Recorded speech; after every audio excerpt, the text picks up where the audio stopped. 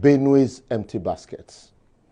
It's not in doubt that the Benue State Governor, Samuel Ortom, has done so well to not only raise awareness about the senseless killing and the Fulani herders' invasion of villages and farm settlements in the state that has left scores dead and more than 500,000 people in internally displaced people's camp with no hope of ever returning to their home.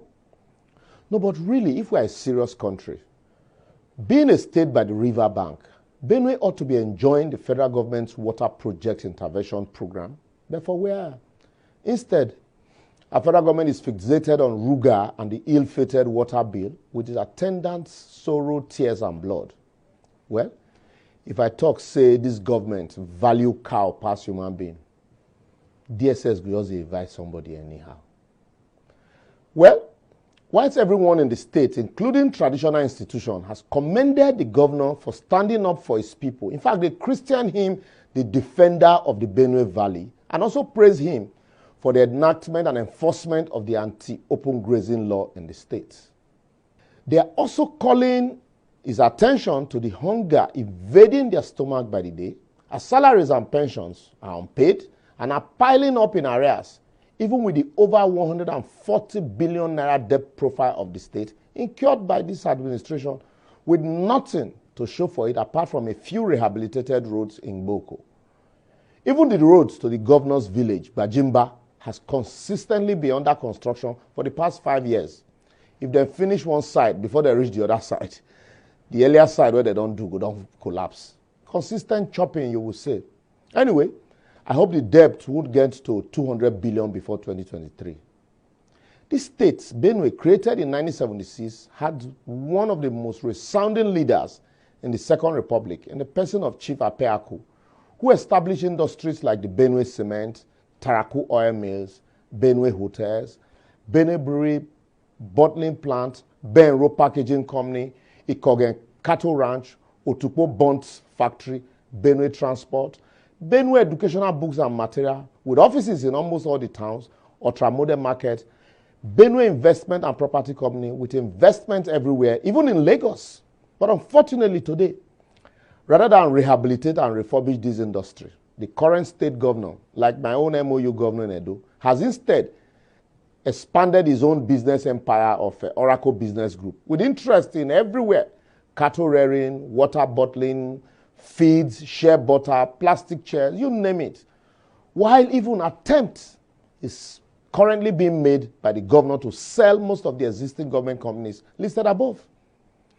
With poverty everywhere in the state, someone said only the governor would have the fund to buy those assets, not be me talking, not the state people.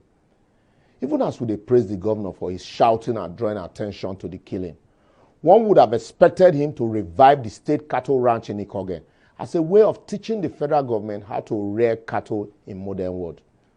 Please don't show me his private cattle ranch. I'm talking about the state-owned cattle ranch existing even before he became governor. No wonder a lot of people don't even believe a 100-meter race when he runs inside bush. Imagine a state that is the largest yam producer in Africa with Zakibiam Yam Market, yet can't boast of processing one tuber of yam.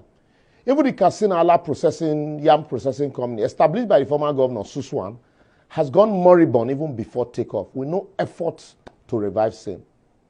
Today, even though the state referred to as the food basket of the nation, a basket symbolized at Wurukun roundabout, that basket is either empty or half empty today. As the state's sesame seeds, topmost in the world, an unbelievable different variant of citrus, only seen in Benue, like the Julie mango, Peter and Paul mango, and big oranges, goes to waste with no attempt by the government to process any. I will therefore advocate that as much as we enjoy the governor's shouts and calling our attention to the killings, he should also remember that the state is crying and shouting for his attention, for infrastructural development. He should rather build on the existing one instead of selling them few months to his exit from office. He should also heed the cry of workers and pensioners in the state who are begging for their wages to enable them put food on the table, even in this Yuletide period. The people should shine their eyes and search for a credible, young, energetic, intelligent and vibrant replacement who will not only defend the Benue Valley against internal and external invasion, but would, like Apeaku and J.S. Tucker, also revive the agricultural potentials of the state and help to create agro-allied industries that would add value to the lives and produce therefrom. The intelligentsia community should mobilize and galvanize the youth and the everyday people to not only participate in the election, but consistently challenge the political leaders on the fulfillment of campaign promises and manifestos. Until then, my brother, we will just continue to celebrate mediocrity as performance while we under demand from our rulers. Well, that's our episode for today. For more episodes, simply follow us on all our social media platforms showing on your screen. Like, follow, subscribe, leave a comment and share. Let's continue to expose ineptitude and bad leadership in Nigeria. See you next week, and I promise you, we're still going to Edo because they have challenged me for more facts, and I will supply them. Bye-bye for now.